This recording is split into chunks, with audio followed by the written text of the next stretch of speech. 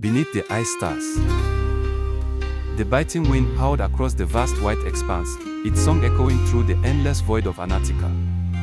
Lily adjusted the thick scarf around her face and glanced at the horizon, where the sun lingered in an eternal twilight. It was her third month at the McMurdo Research Station, and she still marveled at the sheer isolation and beauty of the icy wilderness. Lily was a biologist, sent to study microscopic life forms thriving in the subglacial lakes. Despite her enthusiasm for science, she often felt the weight of loneliness. The crew at the station was kind, but most were engineers and meteorologists, their work taking place far from her tiny lab. One frigid morning, Lily bundled up and headed out to collect samples from a nearby ice ridge. As she trudged across the snow, her boots crunching with each step, a soft yipping noise stopped her in her tracks. She scanned the area and spotted a small, dark shape against the glaring white. It was a young emperor penguin, barely old enough to waddle. It looked up at her with wide, curious eyes, its soft down ruffled by the wind. "Hello, little one." The penguin cocked its head, as if trying to understand her. It was clear it had wandered away from its colony. Lily's heart ached at the thought of the tiny creature alone in this frozen desert. After some hesitation, she decided to bring the penguin back to the station. She carefully scooped it up and tucked it inside her oversized parka, where it nestled against her warmth. She named him Pip. Over the next few weeks, Pip became her constant companion.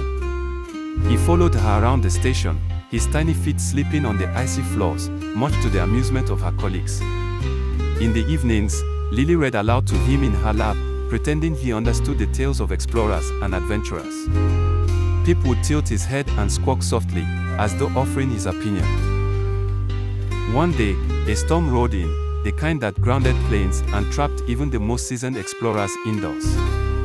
The howling winds battered the station, and the power flickered intermittently. As the team huddled in the communal room, sharing stories and laughter to pass the time, Pip waddled into the center of the circle. He began to dance. At first, it was clumsy, little hops and flaps, but soon, the crew joined in, clapping and cheering. For a moment, the storm outside seemed to fade, replaced by the warmth of shared joy. When the storm passed, Lily knew it was time to find Pip's colony. With the help of the station's tracker, they located a nearby emperor penguin rookery. The reunion was bittersweet. Pip hesitated at first, looking back at Lily as if asking permission to leave. "You'll be okay, Pip," she said, her voice trembling. "This is where you belong." He chirped once, then waddled toward the colony, joining a sea of penguins under the pale Antarctic sun. Lily watched until he was just a dot on the horizon, her heart both heavy and full. She turned back toward the station, the vast white landscape now feeling a little less lonely. From then on, every time she ventured into the field, she kept an eye out for Pip.